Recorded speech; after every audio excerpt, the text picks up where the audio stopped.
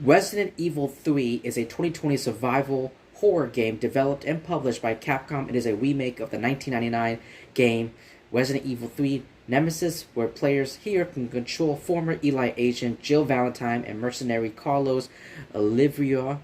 Pretty sure I mispronounced his last name, as they attempt to find a vaccine and escape from a city during a viral outbreak.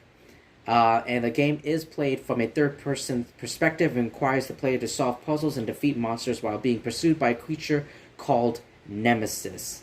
Oh, right. So, although it features, in this remake, it does feature some, the same premise as the original with many parts, but many parts of it were rearranged in favor of a more focused story to honor the more action-oriented approach of the original. Developers of this remake revamped the movement speed and animations from the Resident Evil 2 remake and added the ability to dodge attacks.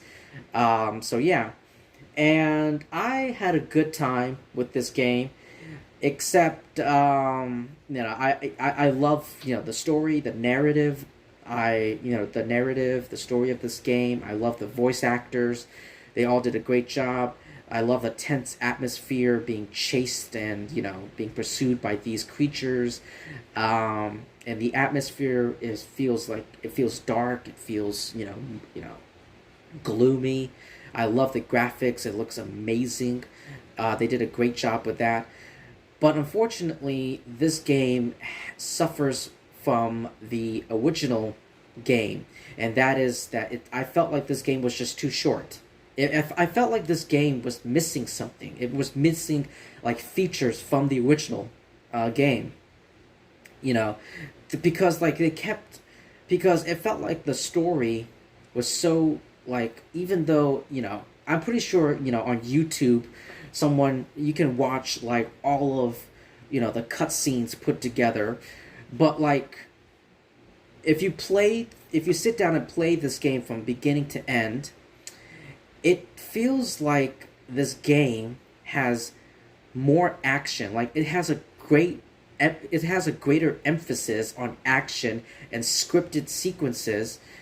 It was a huge disappointment. Like they don't like there are sequences like what does scripted sequences mean? So what does scripted sequences mean? It's like events that occur when triggered by player locations or actions that play out in the game engine. It's like, so it felt like there were scenes in this remake that they don't know what to do, so they just kept dragging on, or they just put something filler. It kind of felt like a filler episode. If this was a TV show, it would be a bunch of fillers. But anyway, diving into the gameplay. Resident Evil 3 is a survival horror third-person shooter game. Although the player controls Resident Evil protagonist Jill Valentine through most of the game, certain sections require the player to control a supporting character, Carlos, for short periods. The player must explore the environment to open doors, climb up ladders, and pick up items. When an item is collected, it is stored in an inventory that can be accessed at any time. Items in the inventory can be used, examined, and combined to solve puzzles and gain access to areas that were previously inaccessible.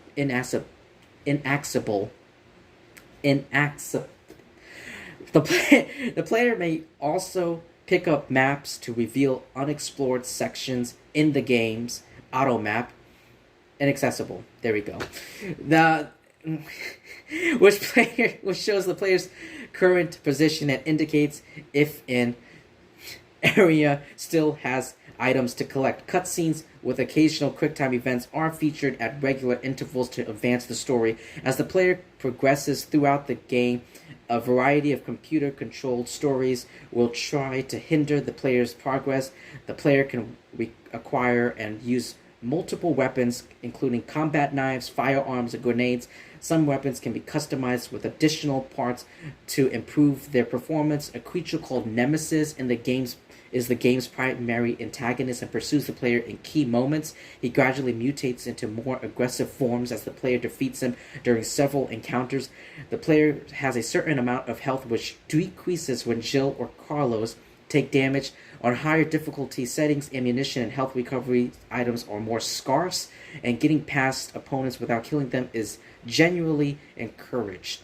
Jill has the ability to dodge incoming attacks at close range, while Carlos can perform melee attacks to stagger opponents. If Jill or Carlos die, the player must start the game again from the last save point.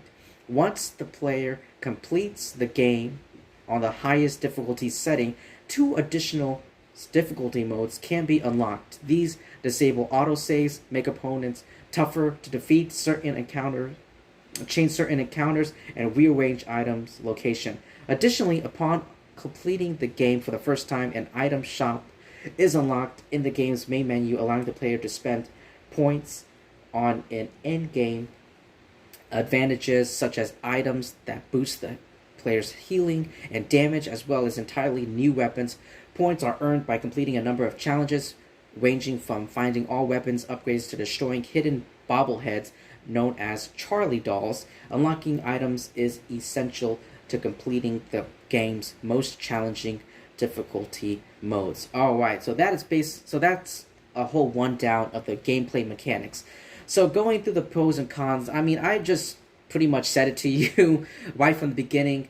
I loved, the story and atmosphere, graphics, yada yada yada. But I felt like this game felt so short, and there's just way too much action in this. It's like, it kind of reminds me of I don't know if this is a great.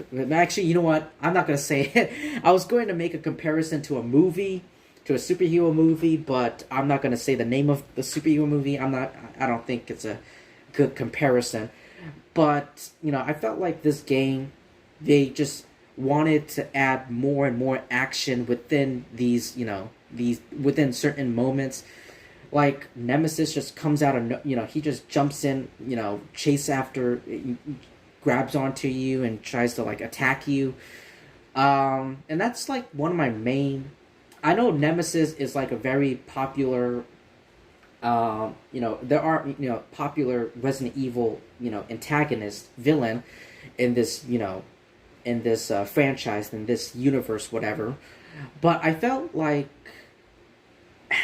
I don't know. It's kind of like William Birkin's. These video games, I feel like these video games focus so much on the story, and you really don't have time to, and you're walking around, different locations. You're picking up all these different items, and you're reading it, and you're getting to learn more informations about all these villains and all these things and what's going on. And that's the thing about Resident Evil 3, and this remake is no exception.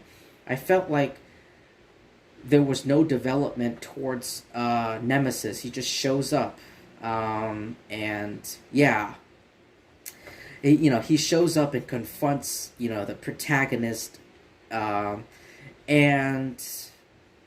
yeah, that's pretty much it.